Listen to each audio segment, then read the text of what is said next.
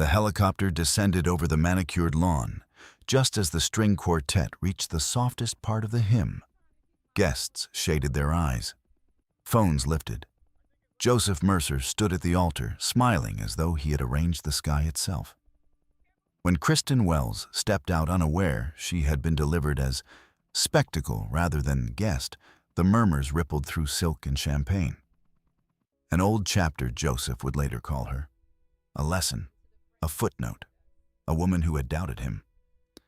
What he did not know, what none of them knew, was that the sky had recorded more than her arrival.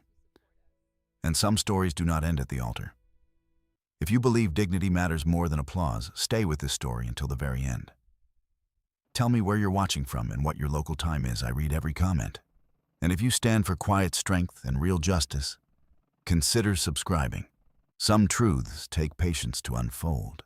Kristen Wells had once believed that stability was built quietly, not with declarations, not with grand gestures, but with shared calendars, balanced accounts, and conversations that did not leave bruises.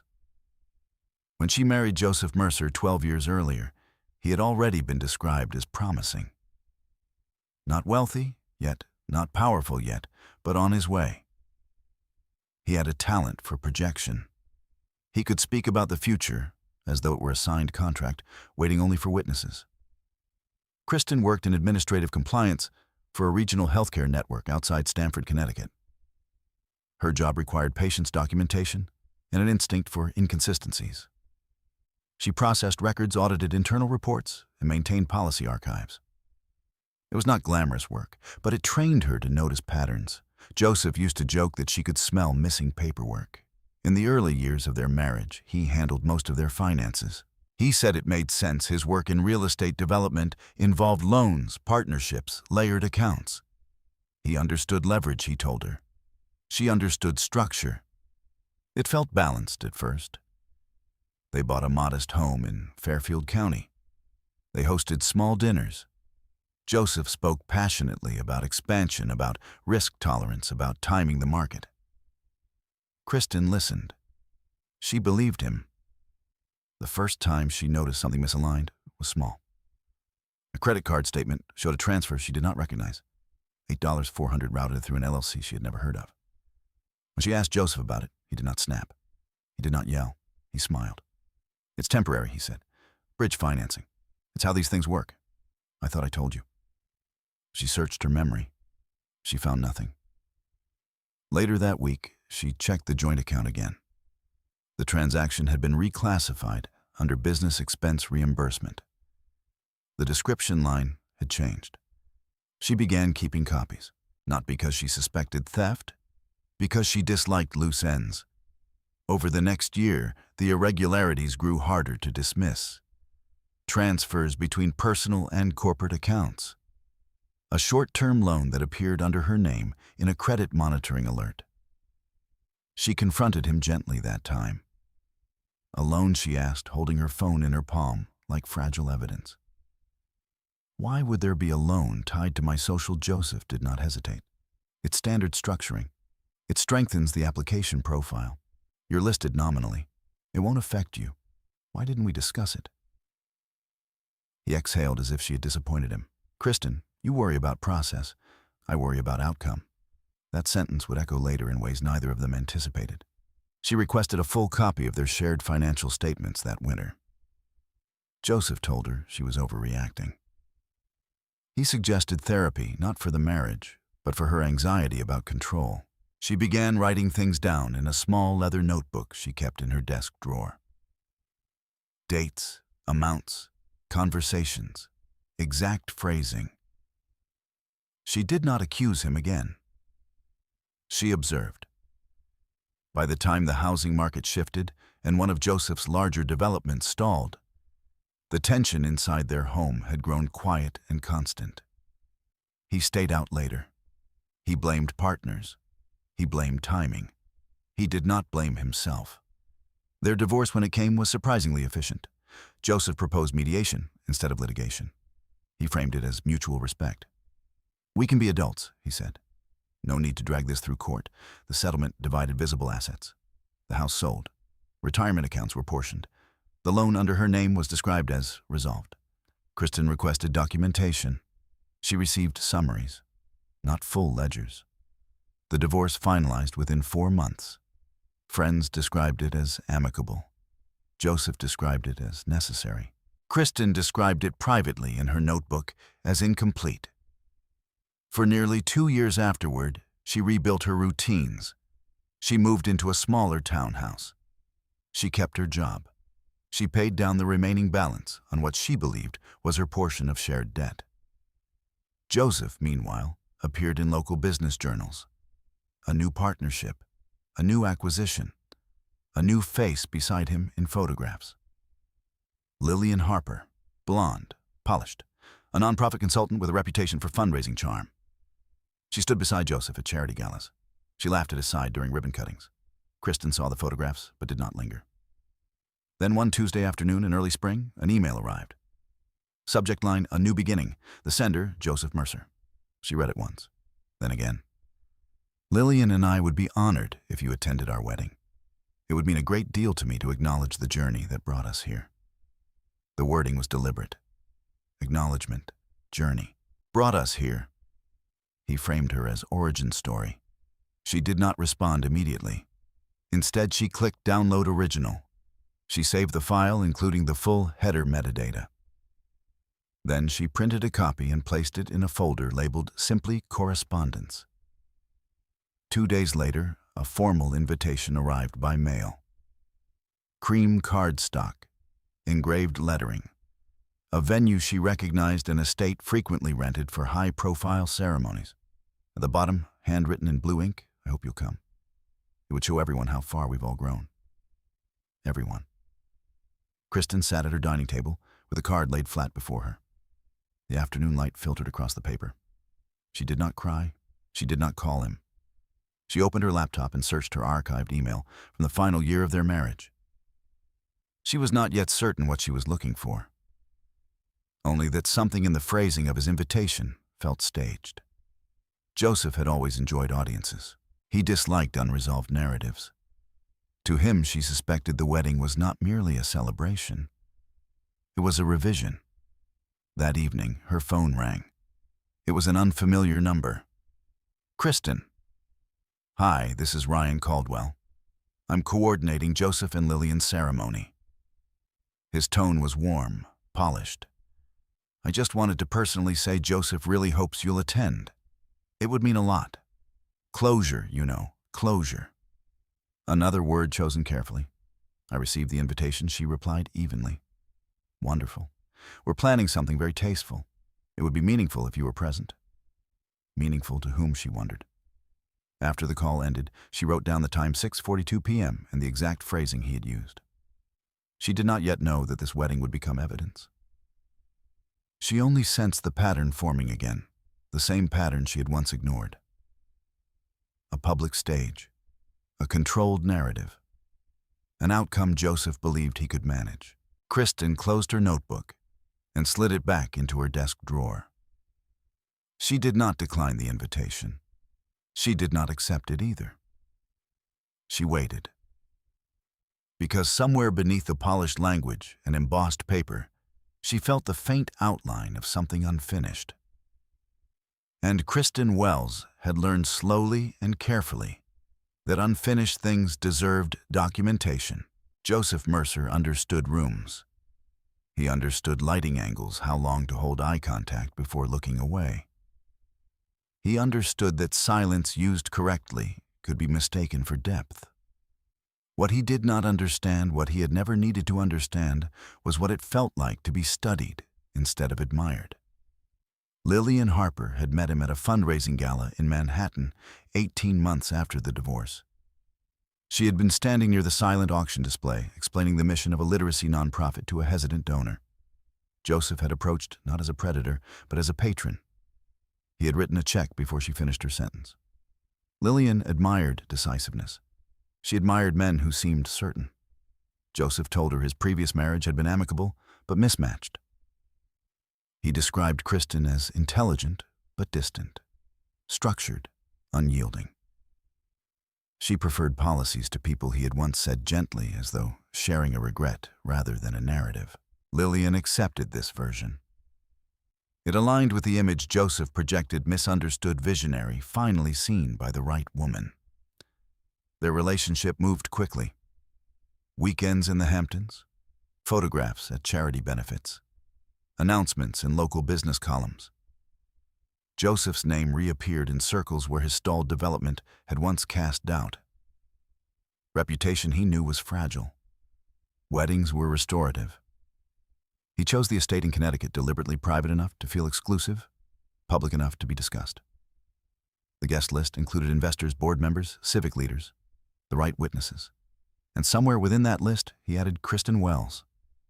He told Lillian it was a gesture of maturity. "We're all adults," he said. "There's no animosity. It would show integrity." Lillian hesitated for only a moment. "If she's comfortable," she replied. Joseph assured her she would be. Across town, Kristen sat in her small home office reviewing archived bank statements. She had not yet committed to attending the wedding, but she had begun examining a period of time she once avoided. The final year of the marriage. Samantha Ortiz answered on the third ring when Kristen called that Thursday evening. Samantha worked in compliance for a regional banking institution. She had met Kristen years ago at a continuing education seminar on regulatory audits. Their friendship was quiet, built on shared skepticism and mutual respect for process. "I have a hypothetical," Kristen began. Samantha laughed softly. "Hypotheticals are rarely hypothetical." Kristen described a scenario: transfers between personal and corporate accounts, a loan appearing under a spouse's name, reclassification of transactions without direct notification. Samantha did not interrupt. First, Samantha said carefully, "You request official copies, not summaries. Official statements with routing data intact. Second, you document dates of authorization. And third, you don't confront anyone yet." "I wasn't planning to." "I know you weren't," Samantha replied. Kristen requested the records the next morning. She did not mention the wedding. Meanwhile, Joseph held a planning session at the estate with Ryan Caldwell, the master of ceremonies. Ryan was efficient, charismatic, and fond of orchestrated surprises. He reviewed the ceremony timeline while Joseph paced slowly across the terrace. "I want one moment," Joseph said, "that acknowledges growth, something tasteful, unexpected." Ryan tilted his head. "Unexpected how my ex-wife will be there." Ryan blinked. "Oh, I want to thank her. Briefly. It shows there's no bitterness." Ryan hesitated just long enough to register risk, then smiled professionally. "It could work," he said, "if handled carefully." Joseph nodded. Handled carefully. He imagined Kristen standing politely, perhaps stiffly, while he framed her as a chapter completed. He imagined the guests noting his graciousness, his composure. Closure would look like victory. Back in her office, Kristen opened an envelope from the bank. Inside were certified copies of joint account statements from 3 years prior. She spread them across her desk. Line by line, she traced transfers. One LLC appeared repeatedly, Mercer Development Holdings 2. She did not remember signing anything associated with it. She pulled her credit history from that same period. There it was. A loan issued under her name, $120,000, marked as business bridge note, status paid. Paid by whom? She located the payment record. The funds had been transferred from an account ending in 4,421, an account not listed in the divorce disclosures. She wrote the numbers in her notebook, not in anger, in precision. That afternoon, she received another call. This time from a mutual acquaintance, Evelyn Parker, once a dinner guest in their home. "I heard you're invited to Joseph's wedding," Evelyn said lightly. "That's bold." "So I've been told," Kristen replied. "Are you going?" "I haven't decided." Evelyn lowered her voice. "People are talking." It would be quite a statement. Kristen considered that. A statement implied intention. She had none yet. After the call, she returned to the bank statements. The payment of the $120,000 loan had cleared 6 weeks before the divorce mediation session. It had not been disclosed in the settlement documents. Instead, Joseph had described all shared liabilities as resolved. She located the mediation summary. The phrasing was careful. All known marital debts accounted for. Known. Kristen leaned back in her chair. There was a difference between resolved and revealed. That evening, she retrieved a storage box from her closet. Inside were printed emails from the final months before separation. She had saved them originally because something about their tone felt rehearsed. She scanned through subject lines. Re-budget adjustments, re-temporary structure, re-bridge solution. Then one stood out. Retiming the transfer before filing. She opened it. The thread included Joseph and Mark Ellison, his accountant. The message discussed moving funds prior to formal proceedings to ensure clarity in asset presentation. Clarity. Kristen read the sentence 3 times. She did not yet know whether it constituted wrongdoing. She only knew it contradicted Joseph's assertion of transparency. She exported the email as a PDF preserving headers. Outside, the sun had begun to set. The light in her office dimmed. Joseph at that same hour was reviewing seating arrangements with Lillian. "Where should Kristen sit?" Lillian asked carefully. Joseph smiled. "Near the front," he said.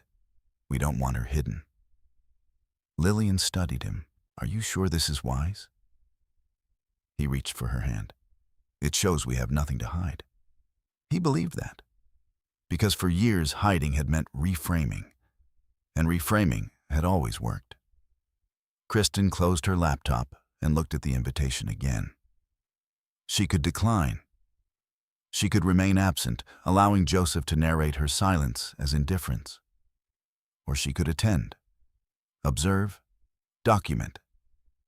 The difference between humiliation and exposure often lay in timing.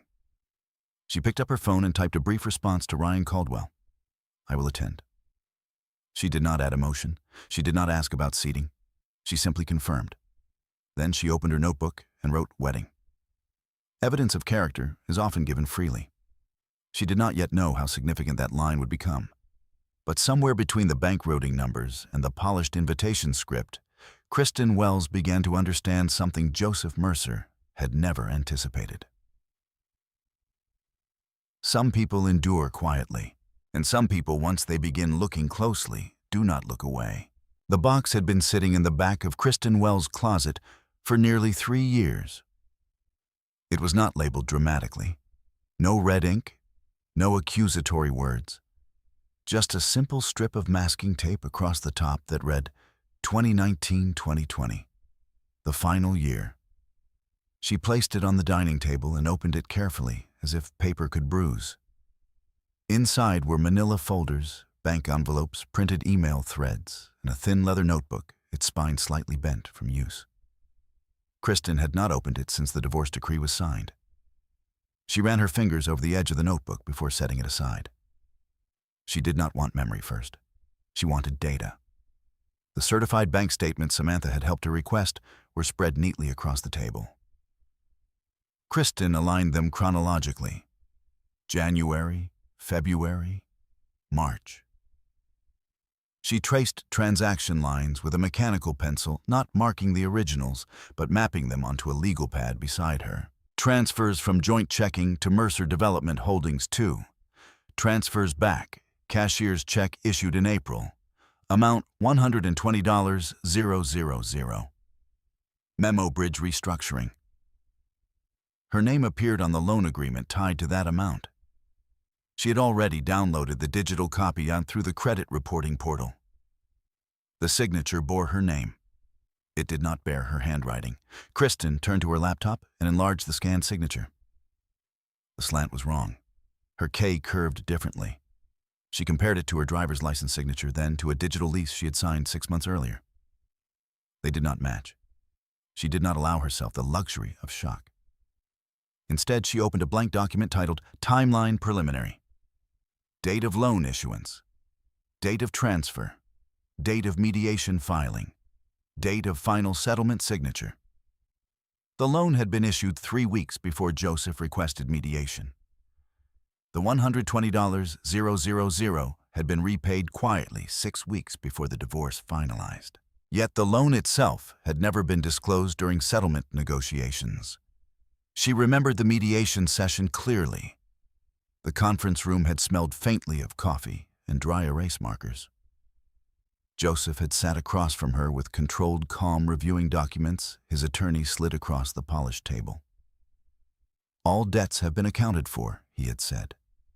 She had believed that statement meant full transparency. Now she saw the distinction. Accounted for did not mean revealed. Her phone buzzed. "Samantha." "Tell me you're sitting down," Samantha said without preamble. "I am." "I pulled a public filing connected to Mercer Development Holdings II. The LLC was dissolved 18 months ago, but before that, it transferred funds to another entity, Mercer Residential Ventures." Kristen wrote the name down. "Is that unusual?" she asked. "It's layered," Samantha replied. "Not illegal by default. But the timing matters, especially if funds moved prior to divorce disclosures." Kristen turned to April's statement again. "April 14th, she said softly. "That's when the cashier's check cleared. Your mediation filing was when May 3rd. There was a pause on the line. "Kristen," Samantha said carefully, "if assets were restructured before disclosure to minimize marital property division, that could be concealment." Kristen closed her eyes briefly. "Not in pain, in focus. I need certified transaction trails," she said. "I'll tell you how to request them formally," Samantha replied. "And Kristen, yes, don't confront him. Not yet. I won't." After the call ended, Kristen reached for the leather notebook. She flipped to entries from March of that year. March 22nd, Joseph mentioned cleaning up structure before summer expansion. March 29th, email from Mark Ellison retiming adjustments. April the 2nd, Joseph insisted mediation would be smoother if everything was streamlined. Streamlined. The language had always sounded responsible. She located the email from Mark Ellison referenced in her notes. Subject: timing the transfer before filing. The thread was brief. Mark: "If we move the funds prior to formal filing presentation, we'll be cleaner. Less complication in asset division." Joseph agreed. "Let's ensure it's done before paperwork. Presentation, cleaner." Kristen zoomed in on the metadata. The email had been sent at 11:43 p.m., a time Joseph typically worked late at his home office. She remembered that night. He had told her he was finalizing investor packets. Instead, he had been finalizing her financial invisibility. Across town, Joseph was meeting with Ryan Caldwell again, this time reviewing rehearsal logistics. "I've arranged something special for Kristen's arrival," Ryan said with a subtle grin. "Very cinematic." Joseph's eyes brightened. She agreed to come, yes. Joseph leaned back in his chair, satisfaction settling comfortably across his shoulders. "She won't expect it," he said. He imagined her discomfort. The way she would stiffen under attention. The way guests would interpret her silence as regret. He believed he understood her. He did not know that while he choreographed spectacle, Kristen was assembling documentation. Back in her townhouse, Kristen scanned the cashier's check reference number into her notes. She logged into the county property records database. Mercer Residential Ventures. She searched by entity name. One result appeared. Property acquisition, a waterfront home in Westport. Purchase date 2 months after her divorce finalized. Purchase price aligned almost exactly with the $120,000 transfer, combined with additional financing. She studied the buyer's signature, Joseph Mercer. And beside his name on the deed, Lillian Harper. Kristen did not react outwardly, but she wrote down one sentence in her notebook: down payment likely sourced from concealed marital funds. She leaned back and allowed the room to settle around her. There was no shouting, no dramatic music, just paper, dates, routing numbers, signatures. The law did not respond to emotion. It responded to sequence. Her phone chimed again. An email from Ryan Caldwell. Subject: arrival coordination.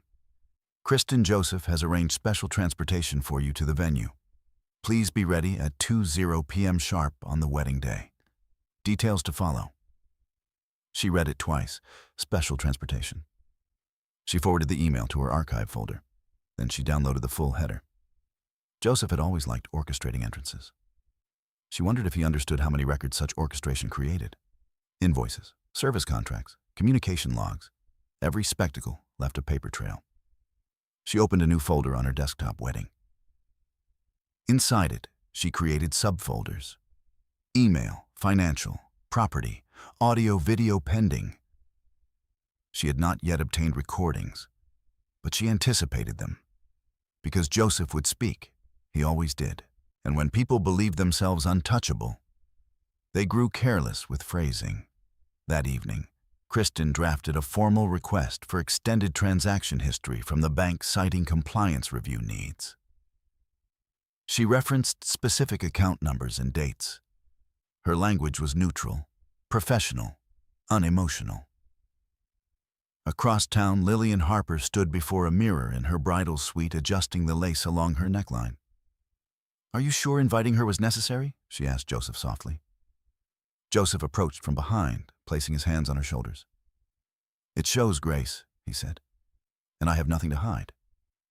He believed that sentence, because he had convinced himself that restructuring assets before filing was strategy, not deception.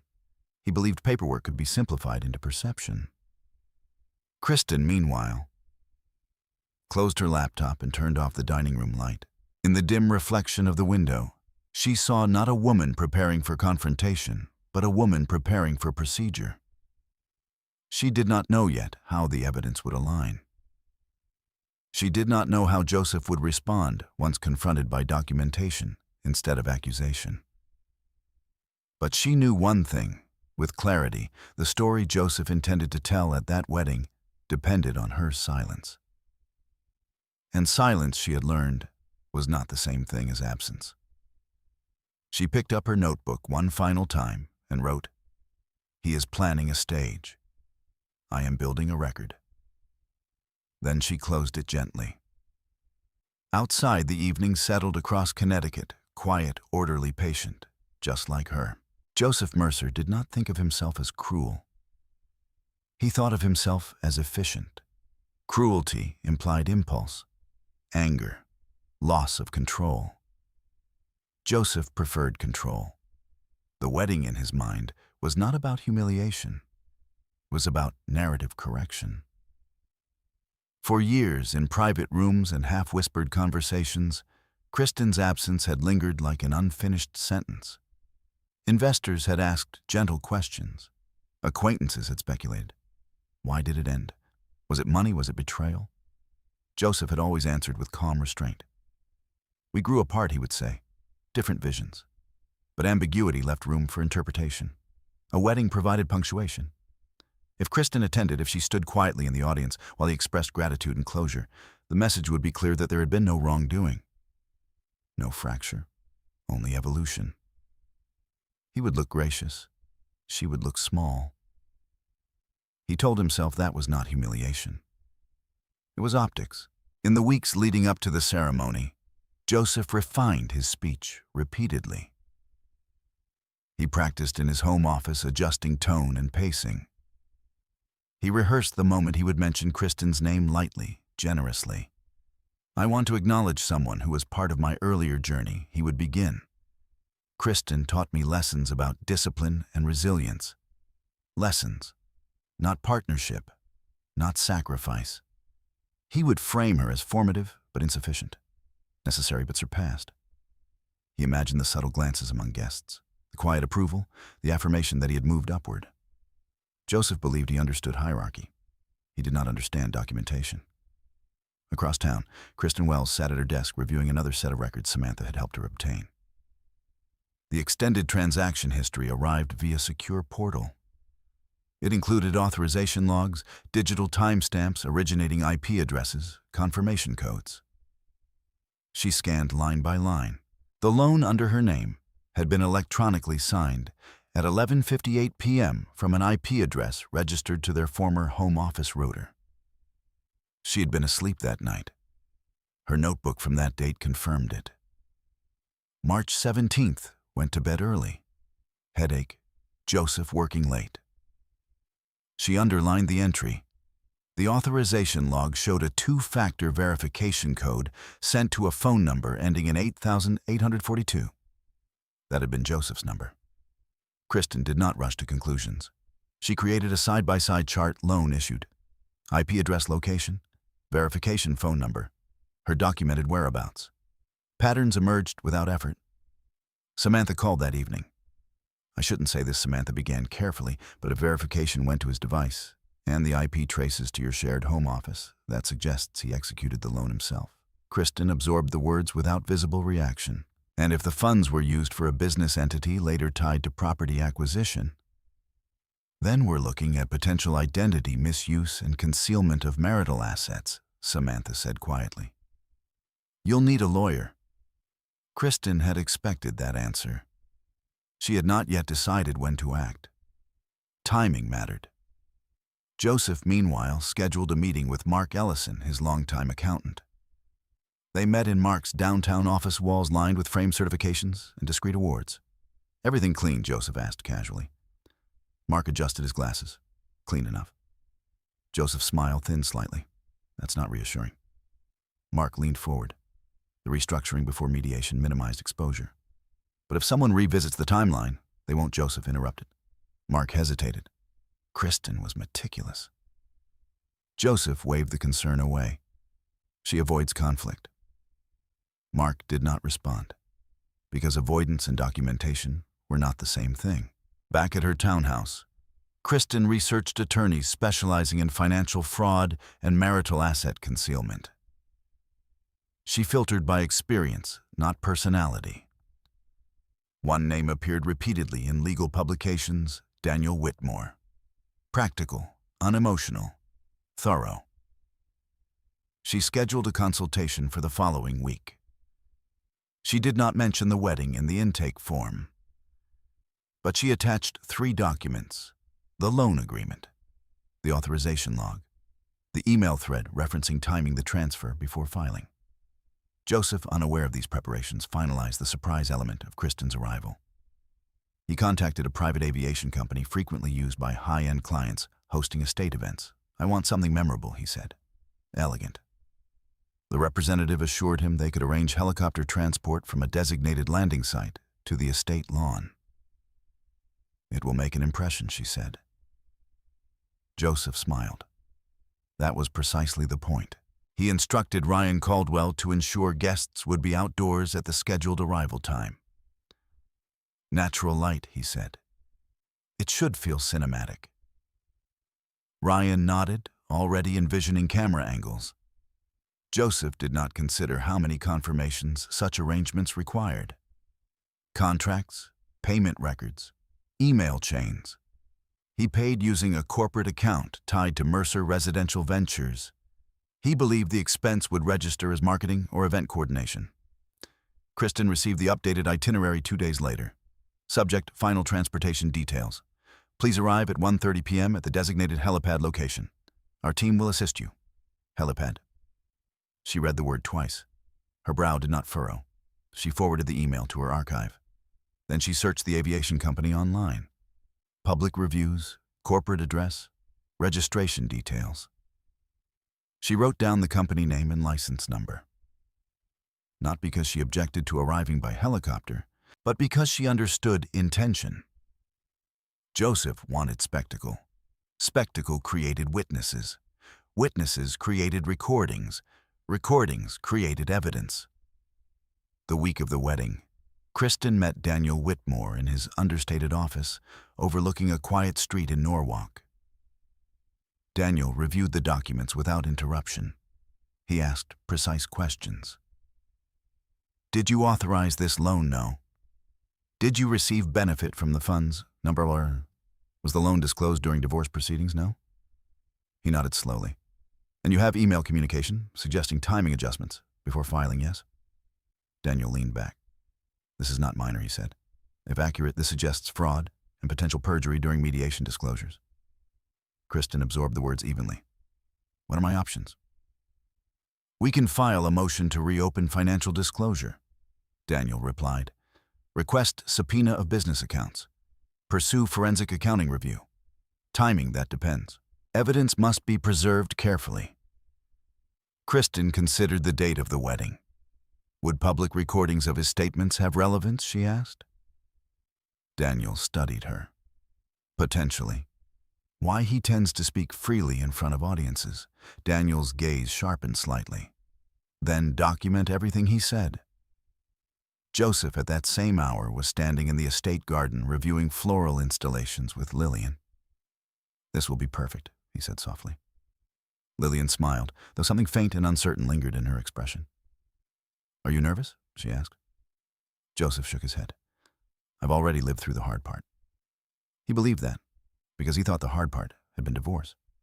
He did not yet understand that the harder part might be documentation. That evening, Kristen placed all printed records into a structured binder, tabs labeled by category, dates flagged with adhesive markers. She did not feel triumph. She felt alignment. For years, Joseph had relied on her reluctance to escalate conflict. He mistook restraint for weakness. He mistook silence for ignorance. He mistook grace for permission. Kristen closed the binder and placed it in her desk drawer. The wedding was 3 days away. Joseph was polishing his narrative. Kristen was finalizing her record. And neither of them yet knew which one would endure. The message arrived 48 hours before the wedding. Subject: final arrival coordination. Confidential. Kristen Wells opened it at 7:12 a.m., seated at her kitchen table with a cup of black coffee untouched beside her. Due to limited parking access at the estate, transportation has been arranged for select guests. Please arrive at Bridgeport Executive Airfield at 1:30 p.m. A helicopter transfer will take you directly to the venue lawn. This arrangement was requested personally by the groom. Requested personally. Kristen read the line twice. Not surprise, not discomfort, recognition. Joseph did not simply want her present. He wanted her visible. She downloaded the email in original format, preserving headers. Then she checked the sender domain. It matched the aviation company she had researched earlier in the week. She clicked the company's website again, reviewing the executive team page, the FAA registration number, the fleet listing. Tail numbers were listed publicly. She wrote down the likely aircraft model based on passenger count, not because she planned to object, because every service left records. Every contract had a payment trail. Every flight generated logs. Across town, Joseph stood in his office overlooking the Long Island Sound phone pressed to his ear. "Yes," he said smoothly, "make sure guests are outdoors at 2:05. "I want the timing exact." Ryan Caldwell's voice crackled through the line. "We'll position them after the pre-ceremony champagne. The quartet will pause. It'll draw attention." Joseph smiled. He imagined the sound of rotor blades cutting through polite conversation, the upward tilt of faces, the interruption of serenity by spectacle. He imagined Kristen stepping down onto manicured grass forced into center frame. He told himself it was theatrical. He did not call it humiliating. At 1:18 p.m., on Saturday, Kristen parked her sedan at the edge of Bridgeport Executive Airfield. The facility was quiet, efficient glass-fronted. Inside, a receptionist greeted her with professional warmth. "You must be Miss Wells," she said. "We've been expecting you." Kristen offered a brief nod. "Yes." A clipboard was presented. Liability forms, passenger acknowledgment. She read each page fully before signing. The aircraft identifier was printed at the top. N739BX. She wrote it down later in her notebook. Outside, the helicopter waited on the tarmac, blades still. White and charcoal paint reflecting early afternoon light. A pilot approached, extending his hand. "Evan Brooks," he said. "Short flight today, about 9 minutes." Kristen shook his hand. "Thank you." No dramatic internal monologue followed. No racing heartbeat, only observation. As she fastened the headset inside the cabin, she noted the interior leather seats, corporate branding stitched discreetly near the door. She glanced at the digital console, the time displayed in small green numerals. 1:42 p.m. The rotors began turning slowly, then faster. The vibration hummed through the seat beneath her. Evan's voice filtered through her headset. Flight plan filed and cleared. Weather's good. Flight plan filed. She looked out the window as the helicopter lifted the ground, shrinking steadily below.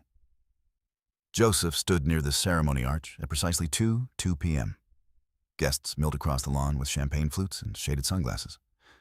Lillian stood beside him, radiant in ivory silk, unaware of the exact choreography unfolding behind her. The first distant thrum reached them faintly. Ryan Caldwell glanced at his watch, right on time. Conversations faltered as heads tilted upward. The quartet's violins softened mid-phrase. Joseph did not look surprised. He positioned his expression carefully bemused, gracious, slightly emotional. There she is, someone murmured among the guests. The helicopter descended in a controlled arc over the far edge of the lawn landing zone, pre-cleared by event staff. Phones emerged instinctively. The blades slowed. Dust and trimmed grass stirred in the air. Joseph folded his hands loosely in front of him. The cabin door opened. Kristen stepped out. She wore a navy dress, simple structured. No dramatic flourish, no hesitation. She had not known until she arrived at the airfield that she would enter this way. That part was true, but she understood immediately what it meant. Spectacle, witness, narrative control. She adjusted her handbag strap over her shoulder and waited as the rotor noise diminished. Evan gave her a polite nod before returning to the cockpit. Behind her, a member of the aviation ground team snapped a quick photo standard operational documentation.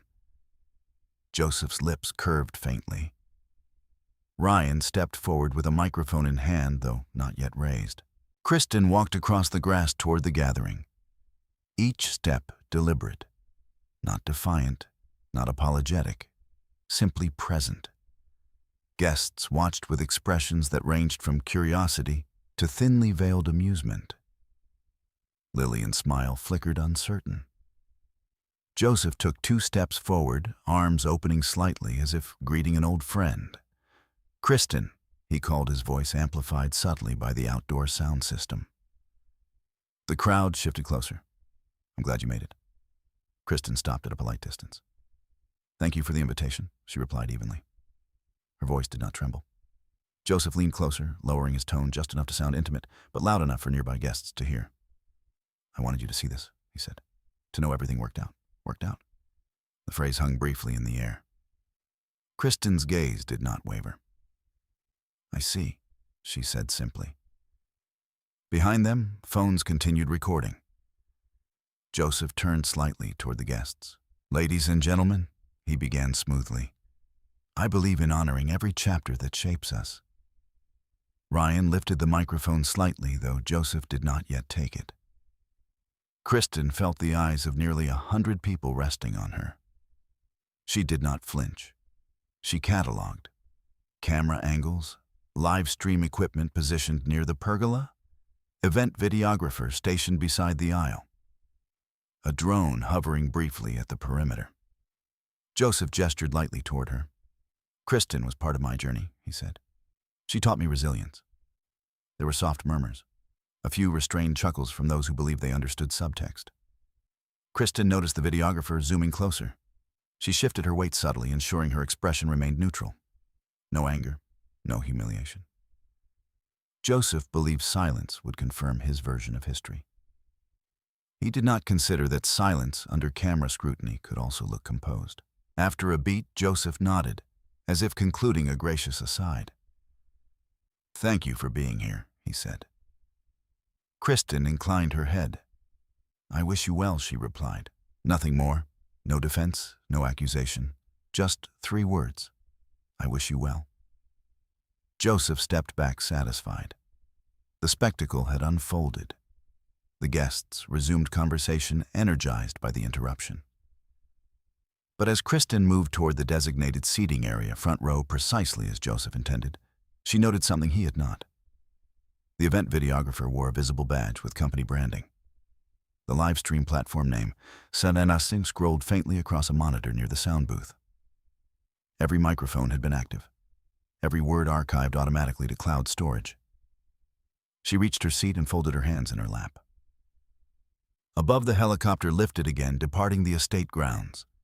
Flight logs recorded departure time, fuel usage, passenger manifest, payment confirmation. Joseph returned to Lillian's side, confident in the narrative he believed he had just reinforced. Kristen sat quietly, posture straight. Not diminished, not reactive, present.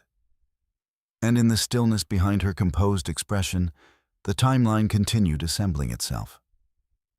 Because Joseph had wanted an entrance, and he had given her witnesses. The air did not settle immediately after the helicopter departed. It vibrated with something softer than noise, but sharper than silence, anticipation. Kristen Wells felt it as she remained seated in the front row, angled slightly toward the aisle. The estate lawn stretched before her in symmetrical rows of white chairs, floral arrangements, curated to look effortless.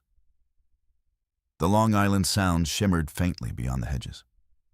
Joseph Mercer stood beneath the floral arch, composed once more, adjusting the cuff of his tailored suit, as if nothing unusual had occurred. He had achieved what he wanted. An entrance, a moment, a spectacle framed as civility. But spectacle has weight, and once it lands, it does not disappear. It lingers. Guests resume their seats in slow waves, whispers brushing past Kristen like light wind. She looks calm. I thought she'd refuse to come. That helicopter was that planned. Phones were still in hand, screens glowing faintly as videos replayed. Lillian Harper glanced once more in Kristen's direction before the officiant called for attention. There was something unreadable in Lillian's eyes. Not hostility, not sympathy. Uncertainty.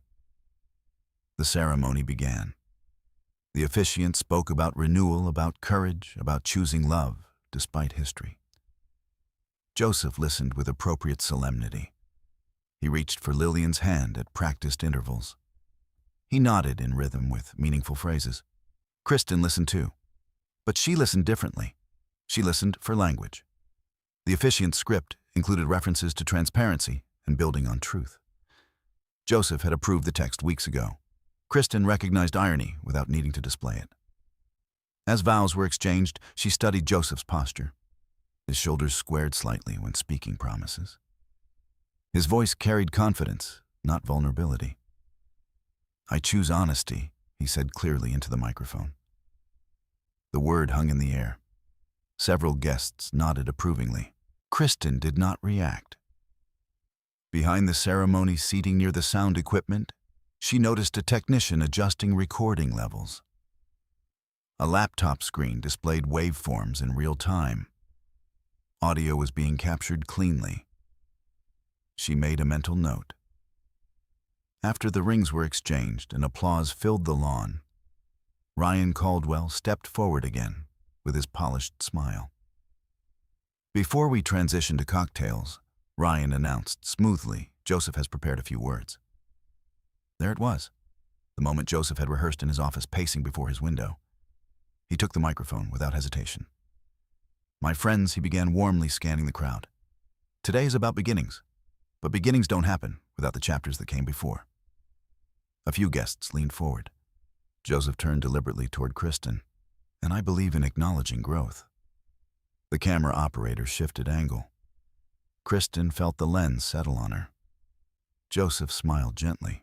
Kristen, he said into the microphone, thank you for being here. We shared years of learning. You taught me discipline. You challenged me to become stronger.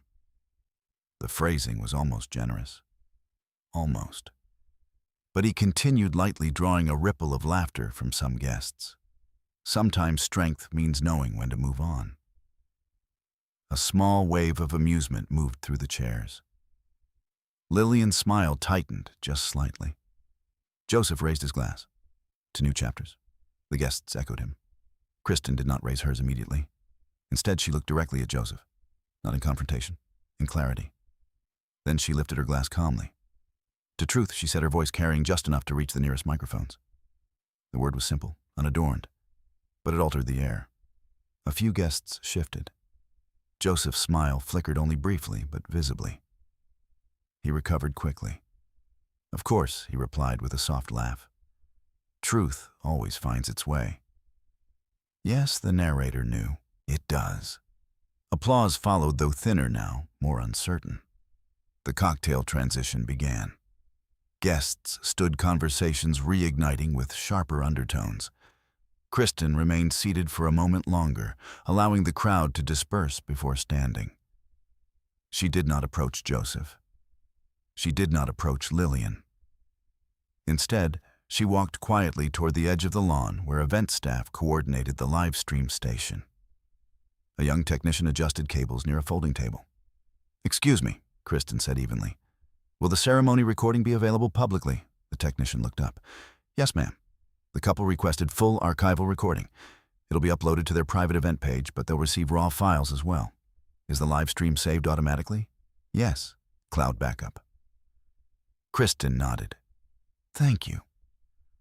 She did not ask for copies. Not yet.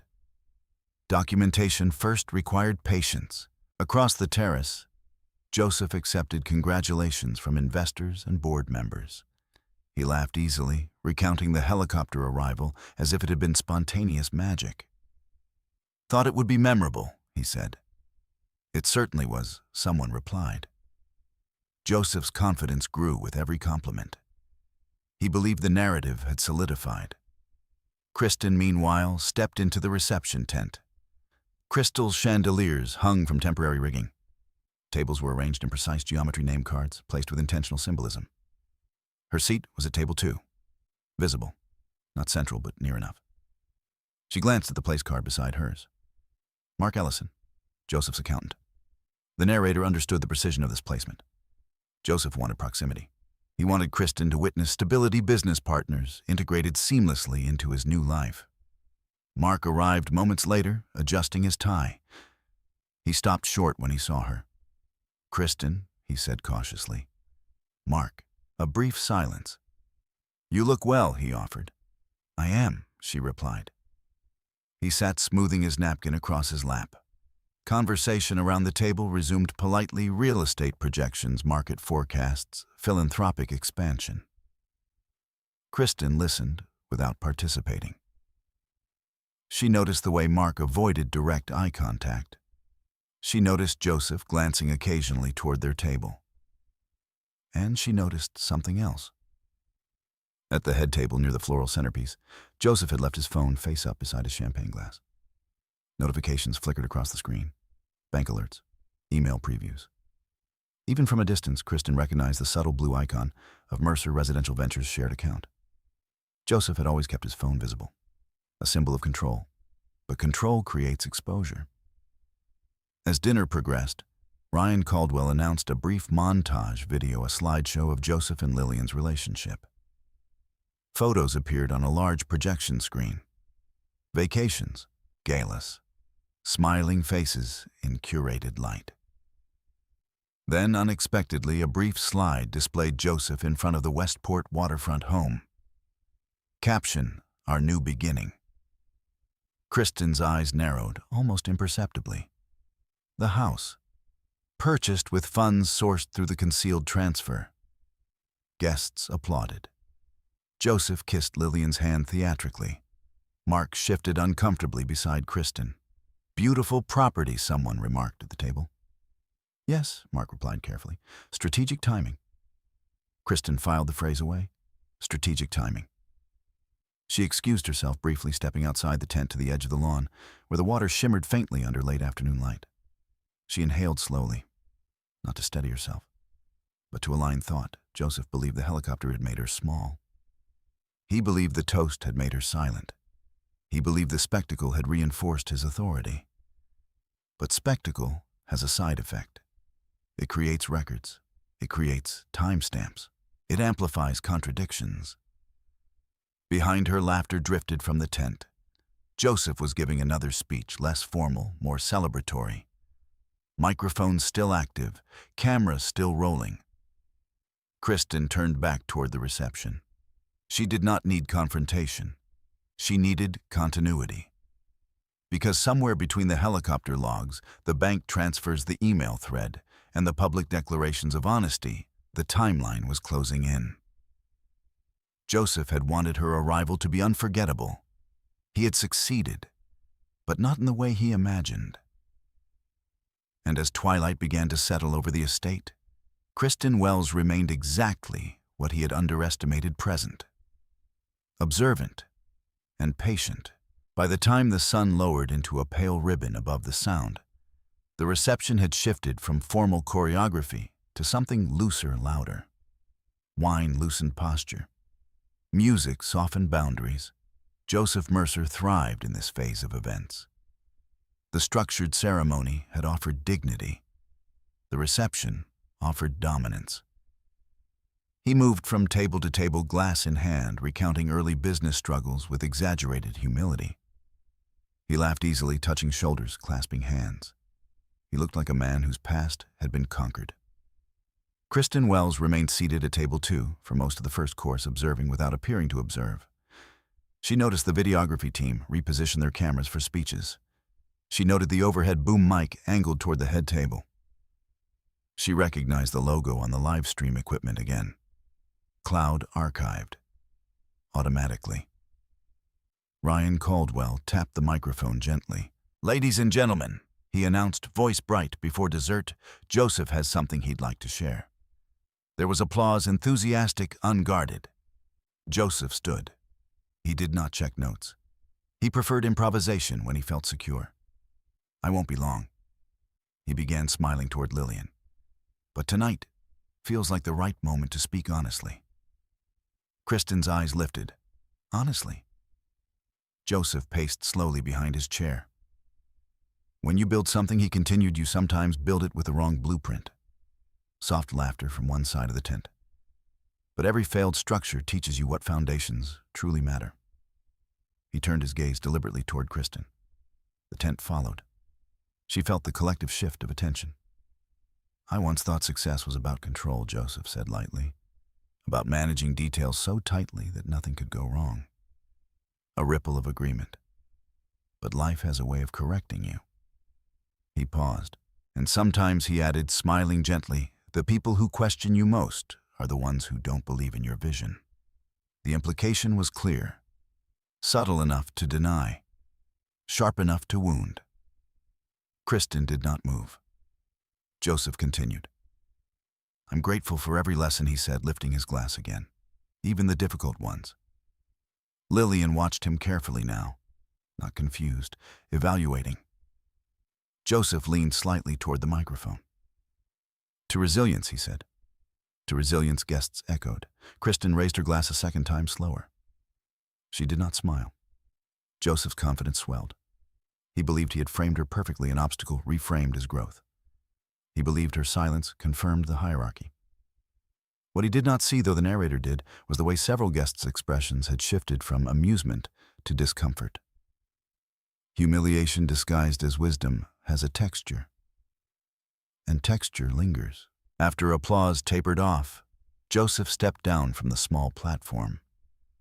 Music resumed, lighter now, almost celebratory. Kristen stood quietly and crossed toward the bar, not hurried. Mark Ellison intercepted her near the edge of the dance floor. "You're handling this well," he said quietly, handling what she asked evenly. Mark hesitated. "The references," Kristen regarded him for a long moment.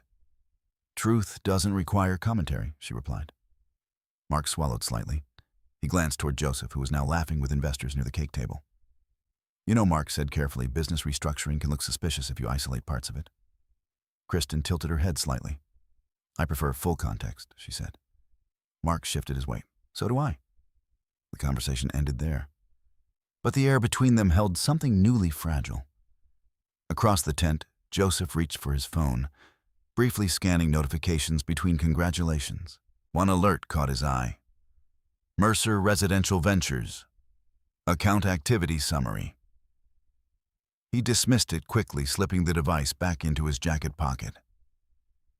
He did not notice that the notification preview remained visible for several seconds before the screen dimmed. Kristen had seen enough. Not details, just confirmation. Later, as the first dance began, Ryan dimmed the tent lights. Joseph and Lillian moved onto the floor framed by soft amber illumination. Guests formed a circle. Kristen stepped slightly back, ensuring she was no longer centered in the arc of attention. She felt something else now, not humiliation, not anger. Sequence. The narrative Joseph was constructing required repetition, reinforcement, public acknowledgment that he had moved beyond something inferior. He had repeated the implication twice already. The camera had captured both. When the dance ended and applause filled the tent again, Ryan announced an open microphone for brief toasts. Joseph had not planned that portion personally. He enjoyed spontaneity when he believed the room was loyal. Several friends spoke first stories of college days, investment risks, shared vacations. Then, unexpectedly, Ryan looked toward Kristen. "Kristen," he said, smiling politely, "would you care to say a few words? It might mean something." The tent quieted. Joseph's eyes sharpened almost imperceptibly. He had not scripted this exactly, but he welcomed it. An opportunity. If she declined, she would appear fragile. If she spoke emotionally, she would confirm his framing. Kristen stood slowly. She did not rush to the microphone. The path across the dance floor felt long, only because of the silence that followed her. She accepted the microphone from Ryan. It felt light in her hand. "I won't be long," she began calmly. Her voice was steady, not raised, not timid. "I believe that marriages end for many reasons, and sometimes those reasons are private." She paused briefly. "But I also believe that integrity matters, especially when others are watching." The tent remained silent. Joseph's smile remained fixed. "I hope," Kristen continued, "that honesty is always part of any foundation built today." She handed the microphone back without elaboration. No accusation, no detail, just the word, honesty. Joseph clapped first, perhaps too quickly. "Yes," he said brightly, stepping toward her. Honesty. Their eyes met. There was no visible conflict, but something had shifted. Several guests avoided Joseph's gaze afterward. Lillian's expression held something new. Awareness. The narrator knew what Joseph did not. Every repetition of that word, honesty, tightened the timeline Kristen was assembling, because declarations of truth made publicly are measurable. They can be compared against documents, against timestamps, against signatures. Later, as guests began drifting toward the dance floor again, Kristen stepped outside the tent once more. The night air had cooled. She opened her phone briefly, not to message, not to post, to check the event live stream. It was still active. The earlier speeches had already been archived in segments. She tapped one preview. Joseph's voice echoed clearly through her speaker. "I choose honesty." The waveform visible below the video. Time-stamped. Permanent. She closed the app and slid her phone back into her handbag. Inside the tent, Joseph laughed loudly at something a colleague had said. He believed the night was unfolding exactly as intended. He did not realize that each word he had chosen to elevate himself had created a measurable standard. And measurable standards can be tested. Kristen did not need to expose him publicly. Not here, not tonight. She only needed continuity. Because while Joseph believed he had used the wedding to humiliate her, he had unknowingly created something far more dangerous for himself, a public record of declared integrity. And when integrity is declared loudly, its absence becomes easier to prove. Kristen re-entered the reception quietly. The dance floor glowed. Laughter swelled. And beneath the music, beneath the spectacle, the timeline tightened. Not with drama, but with inevitability. By the time the cake was cut and the final slow song dissolved into applause, the narrative Joseph Mercer had constructed felt to most of the guests complete. A grand entrance. A gracious acknowledgment. A confident groom who had turned hardship into triumph. They would go home with that version. But versions are not verdicts. Kristen Wells left the estate at 10:14 p.m. She did not wait for a final farewell line. She did not search for Joseph or Lillian. She thanked a catering assistant who held open the side gate and walked toward the car service arranged for departing guests. The helicopter had been for arrival only. Departures, Joseph assumed, were less theatrical. In the back seat of the black sedan, Kristen opened her phone and began writing while the details were still precise. Arrival time 2:05 p.m. Speech references to resilience and blueprint. Public declarations of honesty ceremony and reception. Open microphone moment. Live stream archived segments visible by 9:40 p.m. She added a final line. Multiple independent recordings present guests plus official videography. The driver glanced at her briefly in the rearview mirror, perhaps expecting tears, perhaps expecting anger. There was neither. Only documentation. The next morning at 7:30 a.m., Kristen emailed Samantha Ortiz. Subject, timeline consolidation. Can we meet this week? I have additional context. Samantha responded within 15 minutes. Tuesday. Bring everything. Joseph woke later than usual on Sunday sunlight, cutting across the bedroom ceiling of the waterfront home he now shared with Lillian. The house felt triumphant. Clean lines, open windows, a symbol of success. His phone buzzed repeatedly on the nightstand. Congratulatory messages tagged photos, short video clips from the wedding. He opened one. The helicopter descending in perfect slow motion, overlaid with background music added by a guest. Comments flooded beneath it. Iconic entrance, legendary move. Boss energy. Joseph smiled faintly. He replayed Kristen stepping out onto the lawn. Calm, controlled. He interpreted it as resignation. He did not interpret it as preparation. Lillian stirred beside him. You slept well, she observed. So did you. She hesitated slightly. You were intense last night. Joseph propped himself on one elbow. In what way when you spoke about blueprints? He laughed softly. It was metaphor. It sounded personal. Joseph reached for her hand. It was closure. Lillian studied his face for a moment longer before nodding. Across town, Kristen sat at a small conference table in Samantha's office, binder open in front of her. Samantha moved through the documents methodically. Loan agreement, authorization log, email thread, property deed, live stream timestamps. You see the pattern, Kristen said quietly. Samantha nodded slowly. Yes. Loan issued in my name without authorization. Funds transferred to business entity before mediation filing. Property purchased after divorce finalization. And none of it disclosed. Kristen closed the binder gently. I want to proceed correctly. Samantha leaned back. You'll need Daniel Whitmore fully engaged. I've already met him. Samantha's eyebrows lifted slightly. Good. They spent the next hour mapping procedural steps. Formal evidence preservation letter to the event videography company. Request for certified copies of live stream archives. Bank subpoena preparation. Forensic accounting review. This isn't about embarrassment, Samantha said carefully. It's about material concealment. Kristen nodded. Yes. She did not mention humiliation. She did not mention the helicopter. She did not need to. That afternoon, Daniel Whitmore reviewed the expanded timeline in his office. This strengthens your position, he said, particularly the authorization log and IP data. And the wedding recordings, Kristen asked. Daniel considered. If he publicly declared honesty while knowingly concealing assets, it reinforces pattern and intent. Not decisive alone, but useful. Kristen absorbed the phrase, pattern and intent. Joseph, meanwhile, hosted a small post-wedding brunch for close friends and business partners. Mimosas on the terrace. Casual laughter. Mark Ellison attended, though his usual ease seemed slightly diminished. Joseph clapped him on the shoulder. Smooth night, Joseph said. Mark forced a smile. Yes, you look worried, Joseph added lightly. Mark hesitated.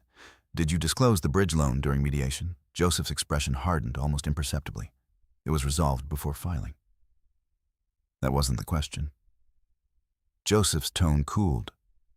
Are you suggesting exposure? Mark glanced toward the others before lowering his voice. I'm suggesting documentation exists. Joseph's jaw tightened. Kristen doesn't escalate. Mark did not respond. because he had seen the way she held the microphone. Measured, deliberate. That evening, Daniel drafted a formal notice of intent to reopen financial disclosure under material concealment grounds. He advised Kristen to refrain from any direct communication with Joseph. "Let the papers speak," he said. Kristen agreed. 2 days later, certified letters were sent. One to Joseph personally, one to Mercer Residential Ventures, one to Mark Ellison's accounting firm. The letters were not aggressive in tone. They were procedural. They cited statutes. They referenced documented discrepancies. They requested production of specific financial records within 14 days. Joseph received his letter at 3:18 p.m. on Wednesday. He opened it standing in his kitchen. Lillian watched his expression shift. "What is it?" she asked. Joseph read the first paragraph again. Material non-disclosure.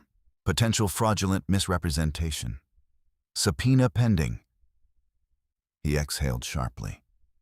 "This is absurd," he said. Lillian stepped closer. "From who, Kristen?" The name landed differently now, not as an echo of the past, as an active presence. Joseph scanned the list of requested documents. LLC transfer records, loan authorization trail, pre-mediation asset statements. His earlier confidence felt thinner. "She wouldn't," he muttered. Lillian's voice was quiet. "She did." Across town, Kristen closed her notebook after logging the certified mail tracking confirmations. She did not celebrate. She did not anticipate drama. She understood that legal processes move slowly, but they move. Joseph stood at the kitchen island, staring at the letter. He replayed the wedding speeches in his mind. Resilience, blueprint, honesty. Words spoken confidently into microphones. Words now measured against paper. He reached for his phone and dialed Mark. "We need to talk," he said. Mark's reply was restrained. "I know." The narrator understood something Joseph did not yet fully grasp. Humiliation had never been Kristen's objective. Alignment was. She had attended the wedding not to react, but to document. Not to defend herself publicly, but to allow Joseph to define his own standard. And now that standard was written down, signed, time-stamped. The spectacle had ended. Procedure had begun. Kristen sat in her quiet townhouse as evening settled outside her windows. She poured a glass of water and placed it beside her binder. There was no thrill in this, no vengeance, only inevitability. Because while Joseph believed he had orchestrated a final chapter, he had inadvertently reopened the one he thought sealed. And this time, it would not be decided by applause. It would be decided by record. The first sign that Joseph Mercer understood the difference between narrative and documentation came not in anger, but in silence. For 2 full days after receiving Daniel Whitmore's certified letter, Joseph did not call Kristen. He did not send a text. He did not attempt a private meeting. Instead, he called Mark Ellison 3 times and left increasingly terse voicemails. "Call me. We need to align. This has to be manageable. Manageable." Joseph had always believed complications could be structured away. Paperwork adjusted, language softened, timing refined. But Daniel's letter was not language designed for comfort. It was language designed for exposure. Kristen Wells received confirmation from Daniel that Joseph's legal counsel had responded formally acknowledging receipt and requesting extension for document production. "Standard delay," Daniel said during their Friday meeting. "It means they're reviewing risk." Kristen nodded. She had expected that. On Daniel's desk lay copies of the subpoena requests being prepared, targeting Mercer Residential Ventures' full transaction history and digital authorization logs. "This moves into forensic territory," Daniel explained. "If the loan was executed without your authorization and used to alter marital asset structure before mediation, that's serious." Kristen sat upright, hands folded loosely in her lap. "I don't want theatrics," she said calmly. "You won't get theatrics," Daniel replied. "You'll get paper." Across town, Joseph sat in his home office, overlooking the water, staring at his laptop screen. He had opened the archived wedding live stream. He watched himself standing under the floral arch, declaring honesty. He watched Kristen raise her glass and say, "To truth." He muted the video. His jaw tightened. The timing was unfortunate. The public declarations now layered over private concealment. Mark arrived 20 minutes later, summoned. They sat across from each other at Joseph's long oak desk. "Tell me this isn't catastrophic," Joseph said without preamble. Mark removed his glasses and cleaned them methodically before responding. "The loan under her name. Why didn't you disclose it? It was paid off before mediation," Joseph said sharply. "It didn't exist at the time of settlement." Mark's gaze sharpened. "It existed during the marriage, and funds were transferred to an entity that later purchased this house." Joseph stood abruptly. "You structured it." "At your direction," Mark replied evenly. Silence stretched. Joseph ran a hand through his hair. "She won't pursue criminal charges," he said finally. "You don't know that." Joseph turned toward the window. "She avoids conflict." Mark did not answer. Because what Kristen avoided was chaos, not process. Back in Daniel's office, Kristen reviewed additional documentation Samantha had helped trace. The forensic request had uncovered a secondary transfer, $47,500, routed from Mercer Development Holdings II to a short-term holding account 3 days before mediation filing. The holding account belonged to Mercer Residential Ventures. "That transfer wasn't included in your settlement asset summary either," Daniel said. Kristen traced the date with her finger. April 30th, 3 days before mediation. "Pattern and intent," Daniel murmured. Kristen nodded slightly. Joseph, meanwhile, contacted his attorney Robert Gaines, a litigation specialist accustomed to shielding high-net-worth clients from reputational harm. Robert reviewed Daniel's letter and the preliminary subpoena requests. "You have exposure," Robert said plainly. Joseph stiffened. "Define exposure."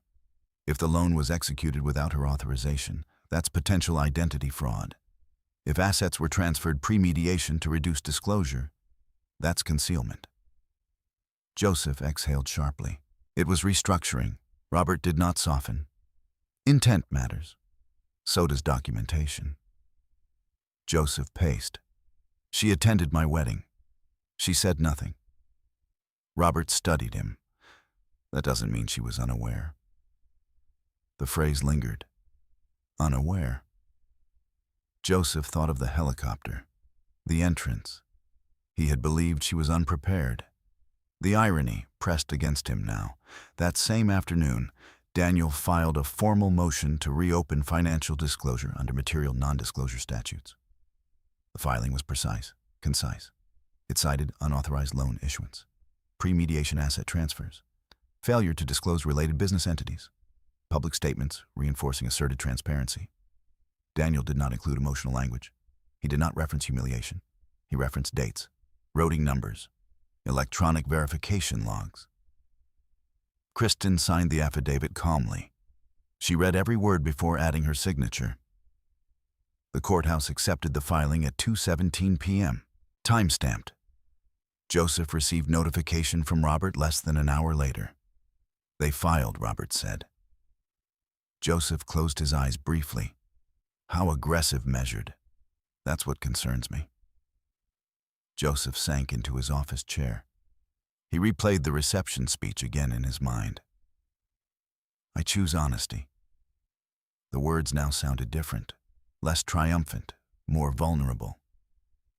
Lillian entered the office doorway quietly. "I heard Ray's voices," she said gently. Joseph forced a controlled tone. "It's a misunderstanding about old paperwork." Lillian stepped inside. "Is it serious?" Joseph hesitated. "For now, it's procedural." Lillian held his gaze. "Procedural can become public." Joseph did not respond. That evening, Kristen sat at her dining table with the binder open once more. Not to search for errors, but to ensure completeness. She added the court filing receipt. She added the timestamp. She placed the live stream clip transcript into the audio-video tab. Joseph Mercer, I choose honesty. Kristen Wells, to truth. Context matters. Public declarations matter. She did not smile. She did not feel vindicated. She felt steady. Across town, Joseph stared at his phone as news alerts buzzed business updates, market summaries. He imagined briefly headlines that did not yet exist. He imagined investors reconsidering partnerships. He imagined Lillian reading court filings. Control, he realized, had shifted quietly, not during the helicopter descent, not during the toast, but in the days after, when paper replaced performance. Robert called again late that night. "We can attempt settlement," he said, quietly. Joseph exhaled slowly. "On what terms? Financial restitution. Confidentiality clause." Joseph's pride resisted immediately. "She wants money," Robert's voice remained even. "She wants correction." Joseph leaned back in his chair. He had wanted to demonstrate growth. He had wanted to show superiority. Instead, he was calculating liability. Kristen closed her binder and placed it gently back into her desk drawer. Outside rain began falling softly against the windows. No spectacle, no audience. Only progression. The motion to reopen would trigger discovery. Discovery would trigger document production. Document production would reveal what Joseph had believed could remain structured invisibly. And this time, there would be no microphone, no curated speech. Only record. Joseph had once believed the wedding marked a final chapter. He now understood too late that it marked the beginning of scrutiny, because humiliation fades, but documentation endures. Discovery began quietly. There were no sirens, no dramatic confrontations, only emails between attorneys, formal requests drafted in careful language, and deadlines marked in red on calendars. For Kristen Wells, the rhythm of the process felt familiar. It resembled compliance audits she had managed for years: request, review, reconcile, escalate if necessary. For Joseph Mercer, it felt invasive. Robert Gaines had negotiated a limited extension for document production, but the scope remained intact. Mercer Residential Ventures was required to produce full transaction histories for the 12 months preceding the divorce filing. Mark Ellison's accounting firm was required to release correspondence relating to asset restructuring during that same period. Joseph reviewed the request list in silence. "You understand," Robert said over speakerphone, "that partial compliance will escalate suspicion." Joseph exhaled slowly. "Produce what's required."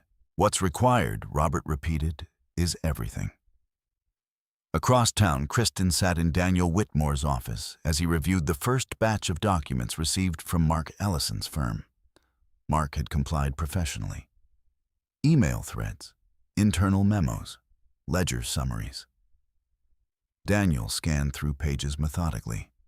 "Here," he said quietly, sliding one page toward Kristen. It was an email chain she had partially seen before, but now complete. Subject: structuring before mediation. Mark: if we issue the bridge note under Kristen's profile and settle internally before formal filing, asset division appears streamlined. Joseph: proceed. Timing is critical before disclosure. Mark: understood. Transfer to MRV account once complete.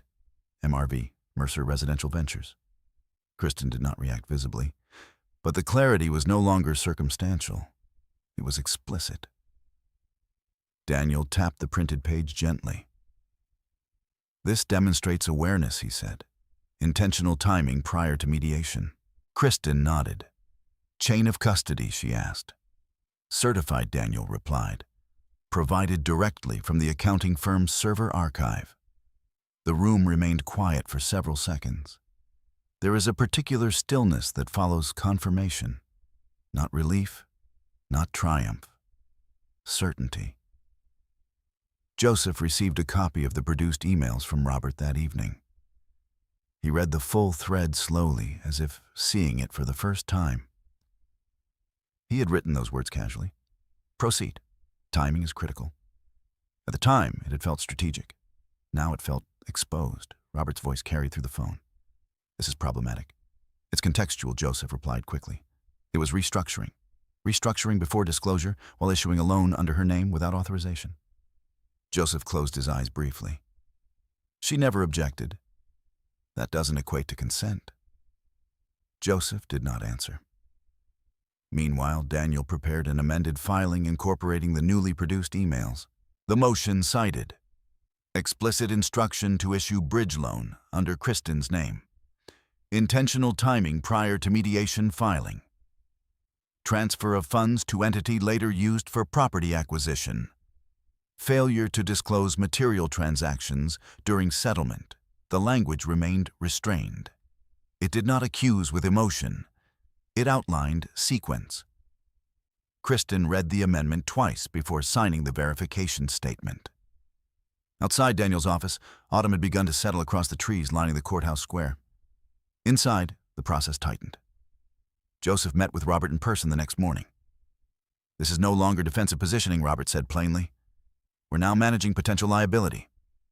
Joseph's composure thinned. Define liability. If a court determines intentional concealment of marital assets and fraudulent use of her identity, penalties extend beyond financial redistribution. Joseph leaned forward. "I paid the loan back. That does not erase unauthorized issuance." Joseph stared at the desk. "And the wedding speeches?" he asked quietly. Robert frowned slightly. "What about them? I publicly declared honesty." Robert's expression did not soften. "That becomes a credibility factor." Joseph understood what that meant. If credibility erodes, interpretation shifts. Back in her townhouse, Kristen received a secure email from Samantha. Attached was a forensic summary of transaction routing. The $120,000 bridge loan had been deposited directly into Mercer Development Holdings II before transfer to MRV.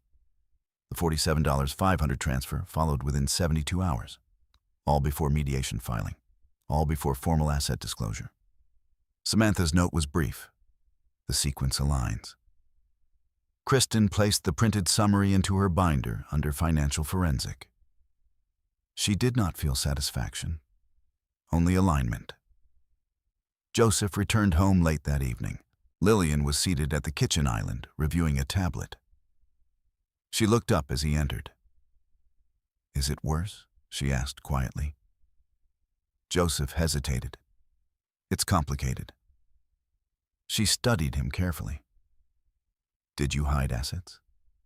Joseph's jaw tightened. It wasn't hiding. It was protecting structure. From who, she asked. Joseph did not respond immediately. The silence answered enough. Lillian closed her tablet slowly. "I stood beside you when you said honesty mattered," she said. Joseph looked at her, searching for reassurance. Instead, he saw a distance forming. Across town, Daniel scheduled a preliminary hearing date. The courtroom would not be dramatic. It would be procedural, but procedural hearings generate transcripts. Transcripts generate permanence. Joseph lay awake that night, replaying the wedding in his mind. The helicopter, the applause, Kristen raising her glass. To truth. He had interpreted it as irony. He now understood it differently. It had been a marker, a timestamp. Kristen, meanwhile, reviewed her binder one final time before placing it back in her desk drawer. She did not anticipate humiliation for Joseph. She anticipated correction. Correction is quieter, but it lasts longer. The narrator understood something Joseph was only beginning to grasp. Humiliation in public is fleeting. Documentation in court is enduring. And once intent is written in your own words, proceed. Timing is critical. There is little left to reinterpret. The hearing would come. The record would expand. And Joseph's carefully curated narrative would be measured not against applause, but against email headers. The preliminary hearing was scheduled for a gray Tuesday morning in late October. No cameras waited outside the courthouse. No reporters hovered near the entrance. The matter was civil procedural, one of dozens listed on the docket that day. And yet, for Joseph Mercer, it felt like exposure. For Kristen Wells, it felt like sequence. She arrived 15 minutes early, dressed in a charcoal suit that matched the restraint of the process. She carried no dramatic folder clutched tightly to her chest, only a structured leather portfolio containing copies of what had already been filed. Daniel Whitmore stood beside her in the hallway, reviewing notes quietly. "This isn't trial," he reminded her softly. "Today establishes scope. The judge will decide whether to formally reopen financial disclosure." Kristen nodded. I understand. Joseph entered moments later with Robert Gaines at his side. He wore a navy suit nearly identical in tone to the one he had worn at his wedding. The narrator noticed the symmetry. Joseph noticed Kristen first. She did not avert her eyes. She did not smile. She simply acknowledged his presence with a neutral glance before returning her focus to Daniel. That composure unsettled him more than accusation would have. Inside the courtroom, proceedings moved efficiently. Case numbers called, motions reviewed. When their case was announced, both parties approached. Daniel presented concisely. Your Honor, we have evidence of a bridge loan issued under my client's identity without authorization transferred into a business entity prior to mediation filing and not disclosed during marital asset division. Additionally, we have documented email correspondence demonstrating awareness and timing intended to streamline asset presentation before disclosure. He handed the court clerk certified copies. Joseph felt the weight of the words streamline asset presentation settle against him. Robert responded with careful framing. The loan in question was satisfied prior to final settlement. There was no outstanding liability at the time of disclosure. The judge adjusted her glasses. Was the loan disclosed during mediation? Robert hesitated. It was resolved internally. That was not my question. A brief silence. No, Your Honor. The judge nodded slowly. And the email correspondence suggests intent to execute prior to filing. Robert did not attempt to deny it. It suggests restructuring. The judge reviewed the printed email excerpt. Proceed. Timing is critical before disclosure. She looked up. This court will reopen financial disclosure for forensic review, she said evenly. Subpoenas for full transactional documentation will proceed. If misrepresentation is substantiated, remedies will be considered accordingly. Her tone did not rise. It did not need to. Joseph felt something shift internally, not panic, not yet, but inevitability. Kristen did not react outwardly. She had not come for spectacle, only acknowledgment of process. Outside the courtroom, Joseph stopped walking once they reached the corridor. Kristen, he said. She paused. Daniel remained at her side. Joseph lowered his voice. This doesn't have to escalate. Kristen regarded him calmly. It already has, she replied. You're misinterpreting structure. I'm interpreting a record. Joseph's jaw tightened. You could have spoken to me. She considered that briefly. You spoke publicly, she said. I chose paper. There was no malice in her tone, only clarity. Daniel gently signaled that it was time to leave. Joseph watched her walk away down the hallway without haste. In the days that followed, subpoenas were issued to Mercer Residential Ventures Bank and to the aviation company that had provided helicopter transport. The aviation records were not central to asset concealment, but they documented payment sources. Payment for Kristen's helicopter arrival had been processed through Mercer Residential Ventures 2 days before the wedding. Daniel raised an eyebrow when reviewing the invoice. Interesting choice of account, he murmured. Kristen read the billing detail. Corporate expense event marketing. She understood the implication. Joseph had used the same entity tied to concealed marital funds to finance the spectacle intended to humiliate her. Documentation layered upon documentation. Meanwhile, forensic accountants began tracing fund movement across the LLCs. The $120,000 bridge loan. The $47,500 transfer. Additional smaller transactions flagged for irregular timing. The narrative shifted quietly from marital disagreement to financial pattern. Joseph met with Robert again, this time without defiance. What are we looking at, he asked. Robert answered plainly. If the forensic review confirms intentional concealment, financial restitution is certain, civil penalties possible.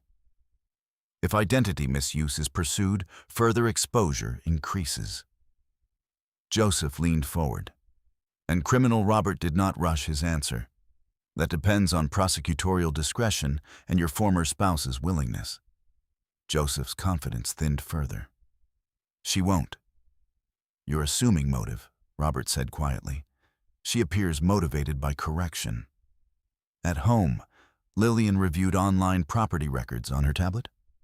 She had begun her own quiet search, the purchase timeline, the funding sources, the loan issuance under Kristen's name. When Joseph entered the room, she did not look up immediately. "Did you use her credit without consent?" she asked. Joseph hesitated. "It was technical." "Answer me." He exhaled. "It was strategic." Lillian finally looked at him. "That's not the same as honest." The word landed heavier now. Honest. He remembered the reception. He remembered raising his glass. The live stream clip had circulated among guests in edited fragments, celebrated as bold. Now it felt indicting. Across town, Kristen sat at her desk as Daniel forwarded the aviation invoice. She studied it quietly. N739BX. Flight time. Payment source. She placed it under a new tab, Corporate Misuse Event. She did not intend to argue that the helicopter itself was wrongdoing. But it demonstrated pattern. Corporate funds used for a personal spectacle. The same entity used to conceal marital assets. Consistency matters. The forensic accountant's interim report arrived 3 days later. Conclusion. Bridge loan executed without dual authorization. Electronic verification routed to Joseph Mercer's device.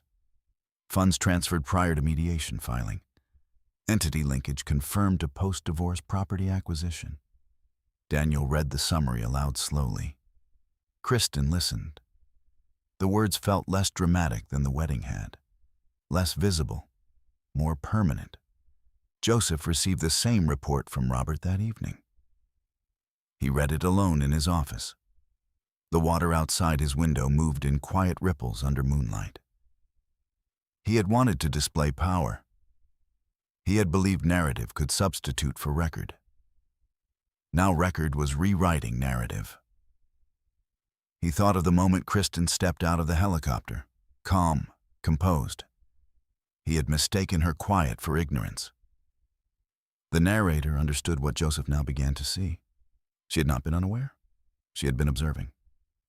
And when she raised her glass and said, "To truth," she had already begun aligning it. The hearing had been procedural. The forensic report was factual. The next step would not involve applause. It would involve remedy. Kristen closed her binder once more. She did not anticipate satisfaction. She anticipated settlement or correction ordered by court. Outside, autumn leaves gathered along the curb in neat lines shaped by wind. Order emerges naturally when movement stops. Joseph had mistaken motion for control. Kristen had chosen stillness instead. And stillness, when paired with record, has weight. By early November, the case no longer felt theoretical. It felt structured. The forensic accountant's interim report had shifted the conversation from possibility to pattern. The court had formally ordered full financial reconciliation between Joseph Mercer and Kristen Wells, including recalculation of marital asset division under corrected disclosure. There was no headline, no scandal, only motion. Kristen sat in Daniel Whitmore's office as he outlined the next procedural step. "The court will require sworn deposition," he said. "Both parties." Kristen nodded. She had expected that. "Focus on fact," Daniel continued, "not interpretation. Dates, authorizations, documentation. That's all I have," she replied. Joseph's deposition was scheduled first. He arrived at Robert Gaines's office, dressed carefully but less confidently than before. The room was windowless neutral. A court reporter sat at one end of the table, hands poised over a stenotype machine. Daniel was present. Kristen was not. She did not need to be. Joseph raised his right hand and swore to tell the truth. The narrator observed the irony without commentary. Daniel began calmly. "Mr. Mercer, did you authorize the issuance of a bridge loan under Kristen Wells's identity in March of the year preceding your divorce?" Joseph adjusted slightly in his chair. "I executed restructuring procedures for business continuity." That was not my question. Joseph paused. "Yes, I authorized the loan. Did Miss Wells consent?" "She was aware of ongoing restructuring. Did she explicitly authorize the loan?" Silence. "No." The court reporter's fingers moved rapidly. Daniel continued. Were the loan funds transferred into Mercer Development Holdings too, prior to mediation filing? Yes. And subsequently transferred to Mercer Residential Ventures? Yes. Was this loan disclosed during mediation proceedings? It was satisfied prior to filing. That was not my question. Joseph's jaw tightened. No. Each answer narrowed the space. Across town, Kristen worked through her normal weekday routine at the healthcare compliance office. She reviewed internal audit reports, flagged discrepancies, and sent follow-up emails with measured language. Her colleagues did not know about the deposition. She preferred it that way. Procedure did not require audience. When Daniel called that afternoon, his tone was steady. He acknowledged authorization and non-disclosure, he said. Kristen closed her office door gently before responding. Under oath? Yes. There was no celebration in her silence, only acknowledgment. Joseph left, the deposition drained. Robert walked beside him toward the elevator. This is difficult to mitigate, Robert said quietly. It was paid back. Joseph insisted again. That does not erase concealment. Joseph leaned against the wall inside the elevator as the doors closed. He remembered the reception tent, the microphone. I choose honesty. The words felt distant now. Lillian was waiting in the living room when he returned home. How did it go? She asked. Joseph removed his jacket slowly. They're reframing everything. Are they reframing? She asked softly, or revealing Joseph did not answer. Kristen's deposition took place 2 days later. She sat upright at the conference table, Daniel beside her. Robert conducted the questioning. Miss Wells, he began. Did you ever explicitly forbid Mr. Mercer from restructuring marital finances? I did not grant him authority to use my identity without consent, she replied evenly. Were you aware of ongoing business transfers? I was aware of general business activity, she said. I was not informed of the bridge loan issued under my name. Did you suffer financial harm? Yes. In what capacity? My credit profile was utilized without authorization. Assets subject to division were altered prior to mediation disclosure. Her tone remained consistent. Robert attempted to suggest misunderstanding. Kristen responded with dates, routing numbers, email timestamps. At one point, Robert referenced the wedding. You attended Mr. Mercer's wedding voluntarily, correct? Yes. You did not confront him publicly? No. Why not? Kristen paused briefly. Because public confrontation does not correct documentation. The court reporter's keys moved again. Robert shifted slightly. No further questions. After the depositions, Daniel submitted a supplemental brief to the court incorporating sworn testimony. The argument was now clear. Intentional issuance of unauthorized loan. Transfer of funds prior to mediation disclosure. Failure to disclose material financial activity. Sworn acknowledgment under oath. Joseph met with Robert again that evening. What are the options, he asked. Settlement, Robert replied. Financial restitution plus legal fees. Confidentiality agreement possible. Joseph stared at the table. How much recalculated asset share plus penalties?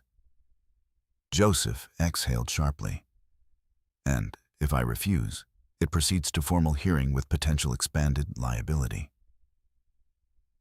Joseph considered the cost not only monetary, reputation, business relationships, investor confidence. Lillian entered the room quietly as Robert concluded the call. He admitted it under oath, she said, not asking. Joseph nodded once. Silence settled between them. You humiliated her, Lillian said softly, and she answered with paper. Joseph flinched slightly at the phrasing. Kristen sat at her dining table that same evening reviewing Daniel's draft settlement proposal. The numbers were precise. Recalculated asset division, restitution of concealed funds, legal cost coverage. No public statement required. No apology demanded. Only correction. Daniel looked up from his notes. This resolves quietly if he agrees. Kristen traced the total with her finger. This isn't about punishment, she said. I know. It's about accuracy. Daniel nodded. Joseph reviewed the settlement demand 2 days later. He felt the weight of inevitability. The amount was substantial, but manageable. The alternative public formal hearing was riskier. He signed the preliminary acceptance with visible reluctance. Robert forwarded confirmation to Daniel.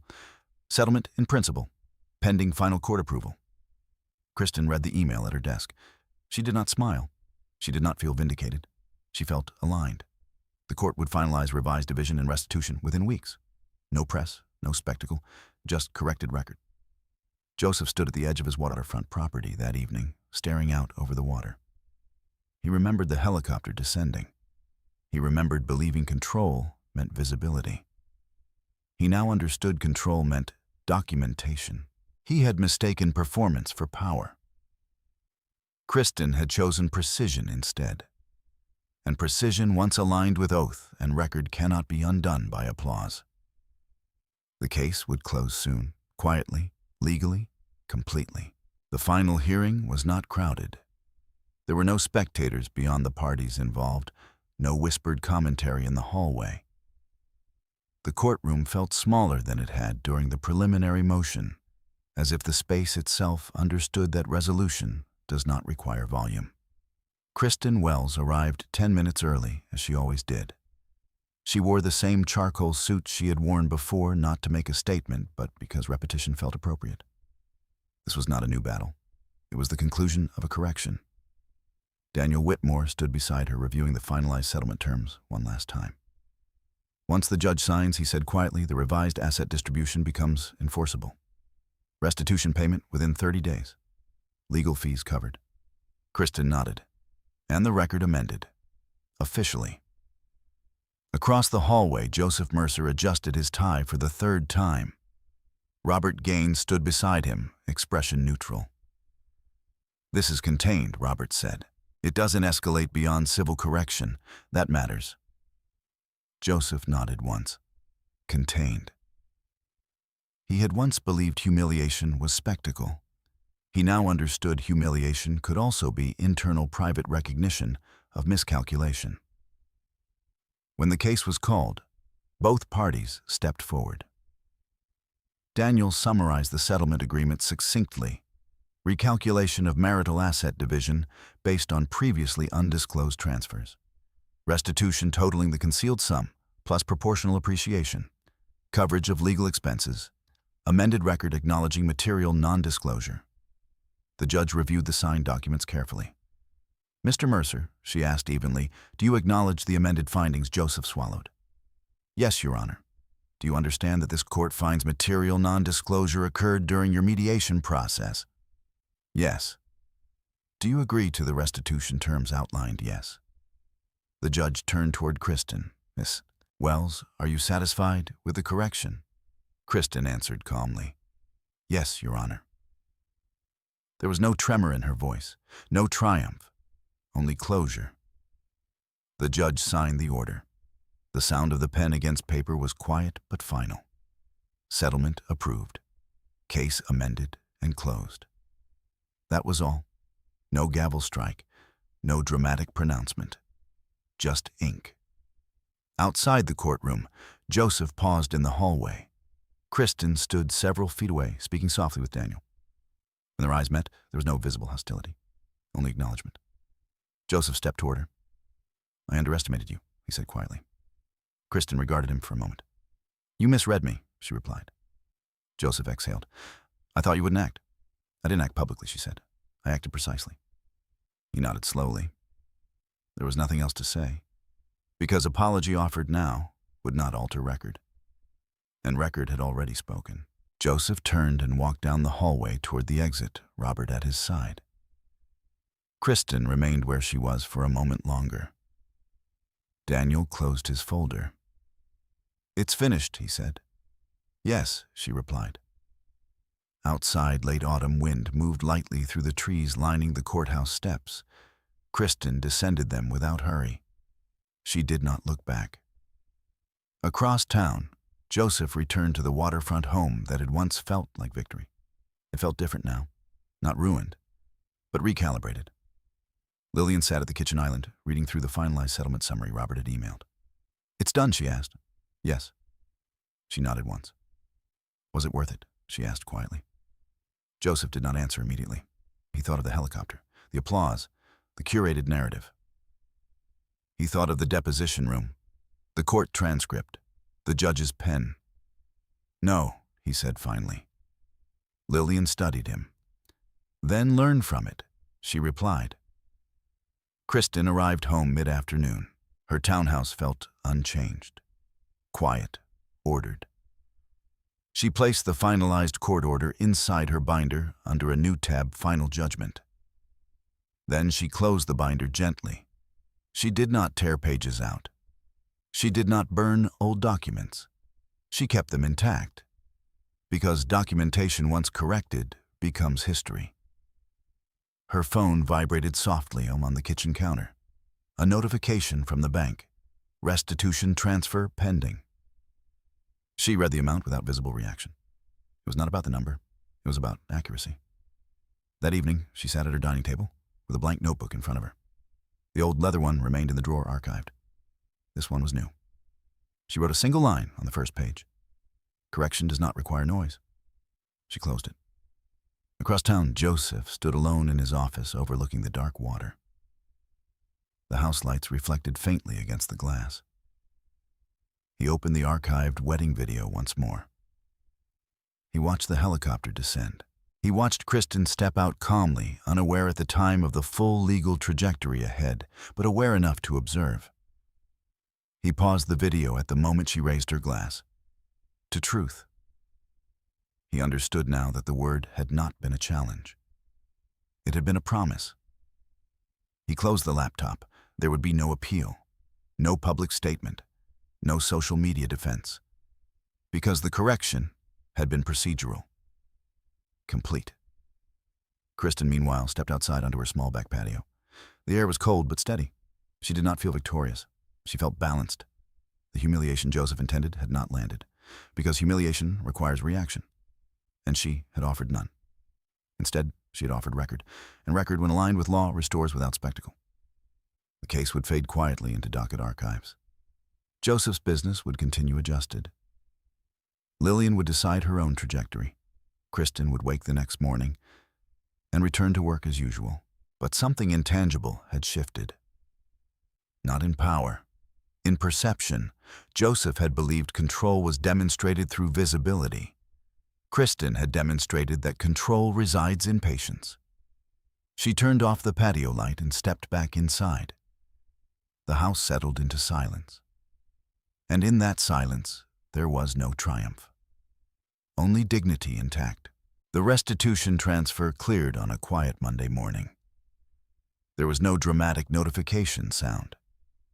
No cinematic swell of music, only a line item in Kristen Wells' banking app confirming that the funds had been deposited in accordance with the court order. Amount received. Case reference number. Status completed. She looked at it for less than 10 seconds before closing the application. Money, when stripped of symbolism, is simply correction quantified. She left for work at 7:45 a.m., just as she always did. The sky over Connecticut held that pale winter brightness that feels both sharp and clean. The air carried no hint of spectacle. At the Healthcare Compliance Office, Kristen reviewed audit summaries, flagged 2 minor documentation inconsistencies, and sent follow-up requests to department heads. Her tone in email remained measured. Please clarify timeline. Kindly provide supporting documentation. Thank you for your prompt response. Procedure had always been her language. That evening, she returned home and placed the printed bank confirmation inside her binder under the Final Judgment tab. Then she paused. For the first time since reopening the case, she allowed herself to sit without a document in her hand. The silence felt different now. Not heavy, complete. Across town, Joseph Mercer sat in his office overlooking the Sound, reviewing revised financial projections prepared by Mark Ellison. The restitution payment had been absorbed into a restructured budget. Investors had not withdrawn. Business had not collapsed. But something less visible had altered. Control felt thinner. Mark cleared his throat. We'll need tighter compliance protocols moving forward, he said carefully. Joseph nodded. Yes, there was no defensiveness left in his tone, only acknowledgment. Lillian entered the office later that night. She stood near the doorway before speaking. "Is it over?" she asked. "Yes," Joseph replied. And Joseph considered the question. "She didn't try to destroy me." Lillian studied him. She didn't need to. He looked at her. She wanted correction. Lillian nodded slowly. Then maybe learn the right lesson. Joseph did not respond immediately. Because learning requires admission, and admission requires humility. Kristen, meanwhile, opened her new notebook again. She did not write about Joseph. She did not write about humiliation. Instead, she wrote about structure. She outlined financial safeguards for herself. Moving forward, separate accounts, dual authorization requirements, independent review before signature. Not because she feared recurrence, because prevention is quieter than repair. She closed the notebook and walked to the small bookshelf in her living room. The leather-bound journal from years ago remained intact. She ran her fingers along its spine. She did not remove it. Some chapters are meant to remain archived, not revisited.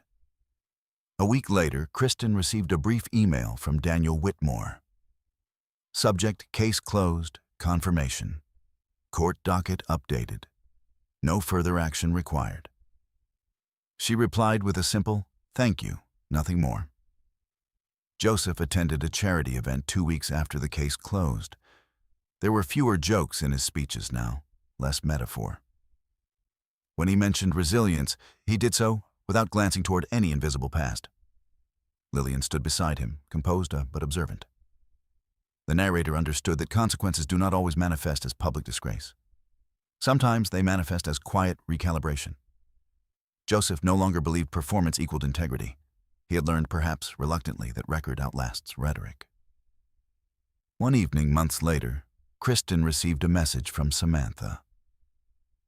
"Thinking of you. How are you feeling?" Kristen considered before responding. "Balanced," she wrote. That was the word. Not victorious, not vindicated. Balanced. She stepped outside onto her patio again. Winter had softened into early spring. The air felt lighter. She thought briefly of the helicopter, the way it had descended dramatically over manicured grass, the way guests had tilted their heads upward in unison. Joseph had intended that moment to define her, to reduce her to an audience member in his success story. But what he had not understood was this spectacle fades. Video clips lose novelty. Applause echoes briefly and then disappears. Documentation does not. She had never needed to humiliate him in return. She had never needed to expose him publicly. She had only needed to preserve sequence. The humiliation he attempted dissolved on its own, because she did not participate in it. She had allowed his words to stand, then measured them. To truth, she had said that night. Not loudly, not angrily, just clearly. And truth, once recorded, has patience. Inside her townhouse, the binder rested in the desk drawer. Not hidden, not displayed, complete. Kristen poured a glass of water and sat at her dining table. There were no court dates ahead, no hearings, no filings, only ordinary days. And ordinary days, she understood now, are victories of their own. She did not feel stronger because Joseph had lost. She felt steadier because she had not compromised herself to respond. Dignity had remained intact. That mattered more than spectacle ever could. Across the water, Joseph stood at the edge of his property again one evening months later. He no longer replayed the wedding video. He no longer framed the night as triumph. He understood it as miscalculation. He had invited her to be humiliated. Instead, he had invited scrutiny. He had arranged a helicopter. She had arranged a record. And in the end, the sky had not been the witness that mattered. Paper had. Kristen closed the patio door and turned off the light. The house settled into calm. There was no applause, no announcement. Only the quiet knowledge that when injustice is handled precisely, it does not need to shout. If this story resonated with you, take a moment to sit with it. Not the spectacle of the helicopter, not the sharpness of the toast, but the patience behind the documentation. Sometimes, strength does not look like confrontation. It looks like preparation. It looks like restraint. It looks like choosing process over performance. If you've ever witnessed someone try to rewrite history in public, you understand how powerful quiet correction can be. I'd love to know where you're watching from and what time it is in your corner of the world right now. Stories like this travel farther than we expect.